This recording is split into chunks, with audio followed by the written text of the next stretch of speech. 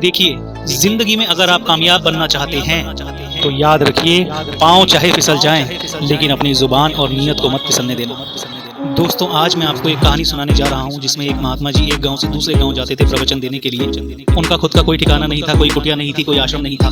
कई बार उनके मन में विचार आता था कि अपनी कोई कुटिया होती, वहीं पर आश्रम बना लेता, वहीं पर प्रवचन हो जाते, बार बार इधर उधर जाना नहीं पड़ता। एक दिन उन्हें किसी ने बताया कि एक राजा के महाराज हैं, बड़े दानवीर हैं, बड़े दिल वाले हैं। जितनी आप उनसे चाहत मांगेंगे, जो आप मांगेंगे, जो भी आप चाहें वो दे देते हैं। उनके बारे में बहुत से किस्से प्रसिद्ध हैं। तो अपने मन में एक चाहत लेके कि कुटिया के लिए थोड़ी सी जगह मिल जाएगी, महात्मा जी वहाँ पहुँच गए। राजा के दरबार में देखा तो बहुत भीड़ लगी हुई थी, बड़ी लंबी लाइन थी, लोग आए हुए थे और राजा उन्हें दे रहा था, जितना मांग रहे थे उतना दे रहा था। महात्मा जी का नंबर आया तो राजा ने प्रणाम करके पूछा, तो बताइए महात्मा जी क्या चाहिए। महात्मा जी ने कहा कि राजन, हमें रहने के लिए थोड़ी जगह चाहिए, कुटिया बनानी है। तो राजा ने जो अगला सवाल किया, सारा गेम वहाँ से पलट गया। राजा ने पूछा, महात्मा जी कितनी जगह चाहिए।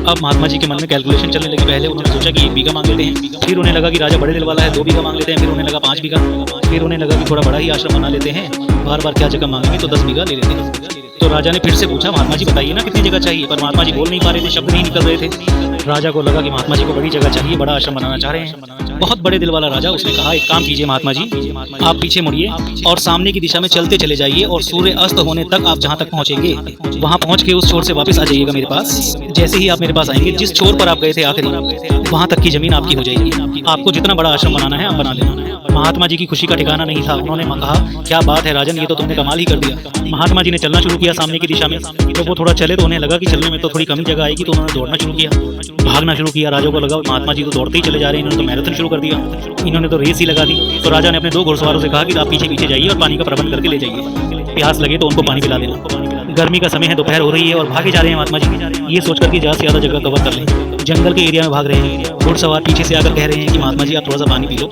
महात्मा जी ने कहा, समय ही नहीं है अभी। दोबारा बोले घुड़सवार, महात्मा जी थोड़ा सा पानी पी लो, आप बेहोश हो जाएंगे। उन्होंने कहा, नहीं अभी समय नहीं है हमारे पास। जंगल के एरिया में निकले तो वहाँ एक झील थी। महात्मा जी को लगा कि झील भी अपने आश्रम में आनी चाहिए। झील के चक्कर लगाने लगे, ज़्यादा से ज़्यादा एरिया कवर हो जाए, दौड़ते चले जा रहे हैं। फिर उन्हें एक शर्त याद आई कि शाम होने से पहले पहुंचना भी था।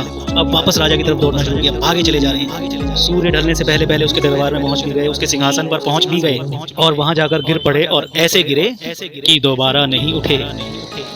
महात्मा जी हमेशा के लिए चले गए। ये कहानी महात्मा जी की नहीं है, ये कहानी आपकी हमारी है। हम में से बहुत सारे लोग दौड़े चले जा रहे हैं, भागे चले जा रहे हैं, पता नहीं हमें और क्या क्या चाहिए। ये जो और चाहिए की तृष्णा है, इसमें हम भूल गए हैं कि जिंदगी सिर्फ दौड़ने भागने का नहीं बल्कि जीने का नाम है। ये छोटी सी कहानी ये सिखाती है कि इस विकार से जिसका नाम तृष्णा है, इसमें और चाहिए, इससे बचना शुरू कीजिए। इसीलिए एक बात जो मैं आपसे कहना चाहता हूँ कि करो, कुछ ना कुछ ऐसा जरूर करके दिखाओ दुनिया के अंदर जो कोई ऐसा ना कर पा रहा हो, लेकिन एक लिमिट में रह के, जिससे आपका नुकसान ना हो। आप सभी का बहुत बहुत धन्यवाद।